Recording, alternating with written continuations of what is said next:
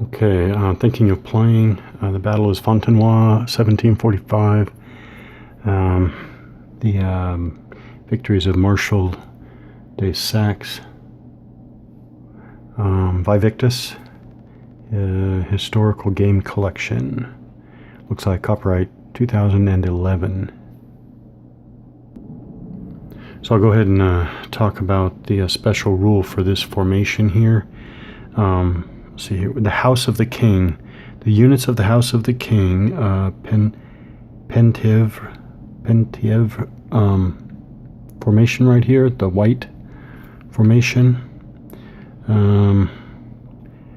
Cannot be activated until an enemy unit comes within 3 hexes of Louis XV. So that's that. Oh wow! And I suppose Louis XV can't move either. Wait. No. Huh. Actually, off the top of my head, I'm going to say he can move as an army commander. Okay. Okay. Let's see. Where was I? Where? I did move during this last formation activation. I did move Marechal de Saxe up here. Moves as cavalry. Joined this formation here. Yeah, might as well get the pink formation there. Crossy there. So de Saxe did join that formation there, which puts him more centrally located. What else? Didn't do much movement. I did move Lutro over to get all of his units in command. Alright, so we're going to go to the next formation. I want to try to activate this guy right here. But that will... Shaban. His formation goes, I think, from here. Look underneath the artillery there. Yeah, his formation goes from here. So this is his formation from here, here, and all the way down here. Of note, that infantry on the far right is in both town and behind the entrenchments. What else? That's a redoubt. All infantry. Obviously, he's got his artillery there. Actually, that is... Oh, okay, that's another entrenchment surrounding a city. I did note something, although it's not surprising at all, but to use entrenchments. Entrenchments, yeah. That's interesting.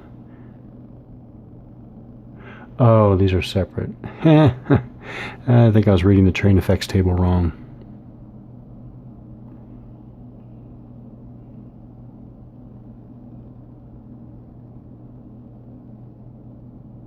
Wait a minute. What's this supposed to mean?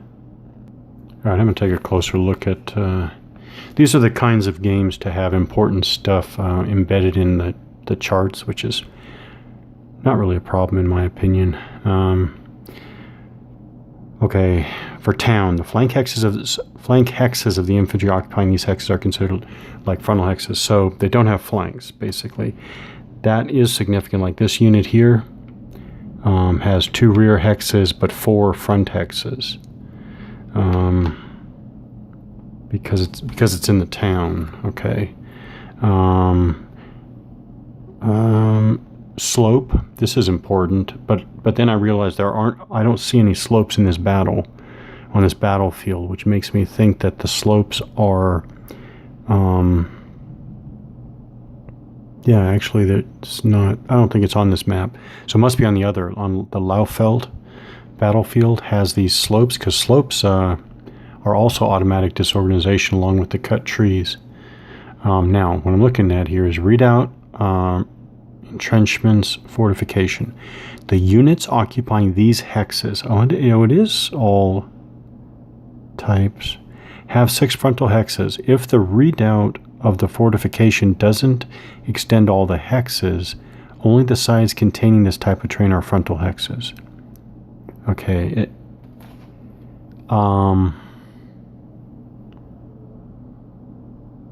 But then what about the others? So actually there is an example.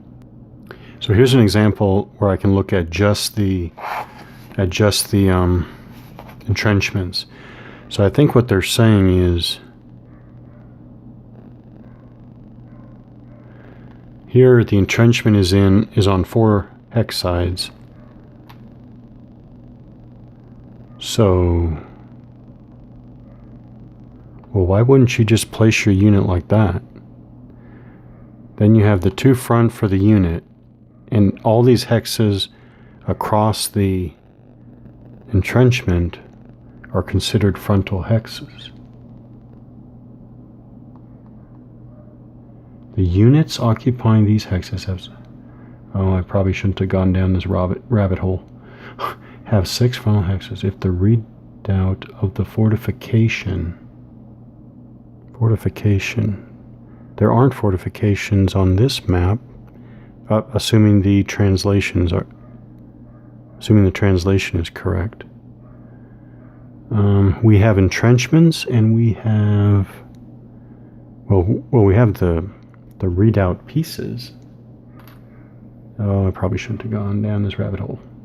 Only the sides containing this type of terrain are frontal hexes. 14, 15. Oh yeah, okay. Well, we definitely don't have fortifications on this battlefield. Redoubt.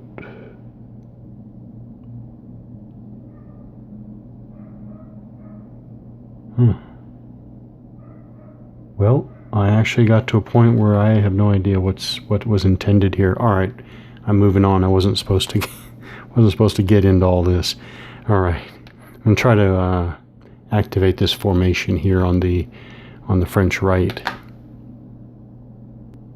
All right, so I rolled a 5 for Chabon there, and it's the French activation number is 4 or less. So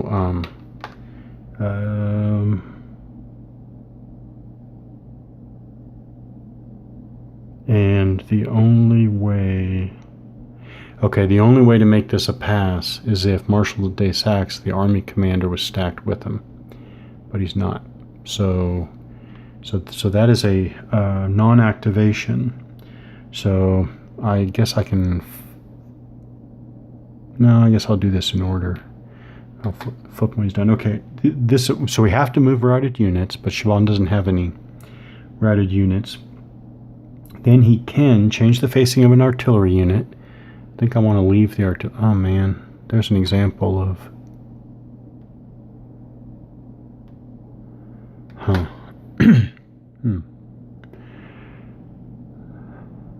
Yeah, see, my idea is, does this mean that the artillery unit has 4 frontal hexes because of the entrenchment there? Ooh, I don't know. Fire with an artillery. So I will fire my artillery. Well, I'll just do it in order. I'm firing my artillery now. I have 1 artillery. This is like point blank fire against this disorganized allied unit here. It's the artillery table. Target, shooter is disorganized. Target's a light unit. Terrain is clear. Against a flank target is artillery. Adjacent, I guess it's just adjacent fire, +1. Ooh, 6 + 1 is 7. That is a D result. Right off the bat. Disorganization, and it's already disorganized, so it routes. It routes.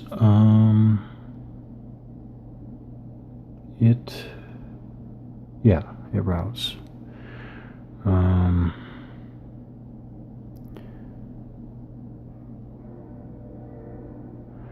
So let's see what the rules actually say about that, but that's what it should be. Combat, it's not artillery fire, it is combat results. Disorganization of units, all affected units are disorganized. That's all it says for combat results. So the whole stack, it's just a 1 unit stack.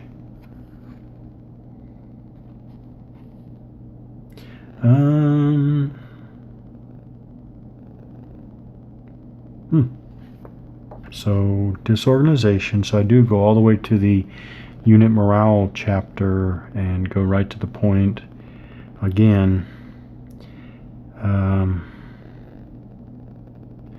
A disorganized unit that suffers a second disorganized result is routed. Yeah, so that's it. So I'm looking for route again. And he has, oh, this is interesting. Oh, I think this is the case of I'm going to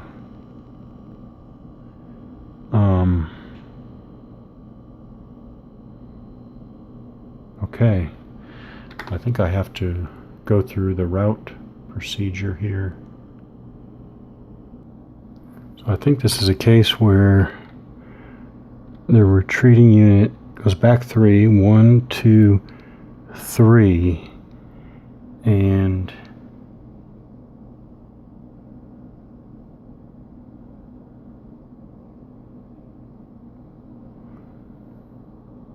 he can't stay there. He can't stack.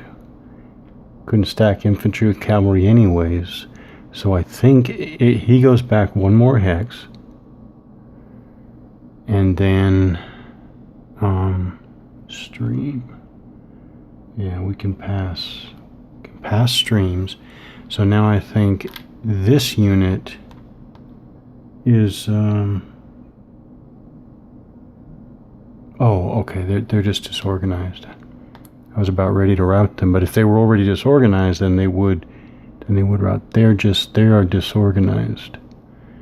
Right? So it's 1 more, because the last of the 3 retreat hexes violates stacking limits. May be required, and it is required in this case because infantry can't stack with cavalry. And he did pass through that unit, so it's disorganized. So to finish off the non-activation sequence for Shaban,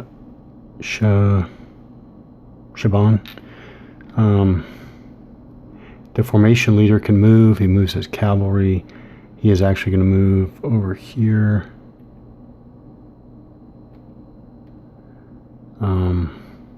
Then we have move the army commander. Oh, I know what I was thinking. At this point, I was wondering, does Louis XV count as an army commander now? Well,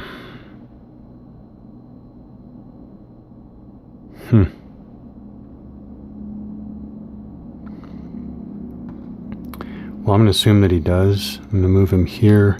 He does have a backside, just like any other army commander. Now that finishes Shaban's sequence here, non-activation sequence. So I'm going to flip him over.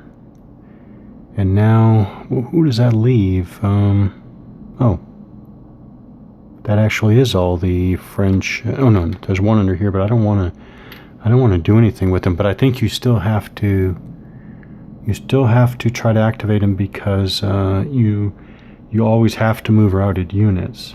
No, I'm not sure if that's ever spelled out, but I believe that is the intent. He is stacked with the the army commander. Oh no, wait, 1 is good.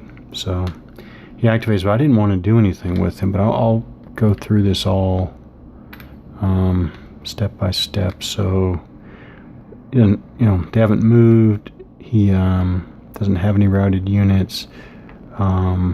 I would be able to move, or he could move, but he doesn't He's not going to move. Army commander could move, but they've both moved now already. Yeah, that's it. So I think that's the end of the player. Oh, actually, we have combat now. Yes, actually, the French side does have combat. Then we go to the rally phase, and then the end of turn phase.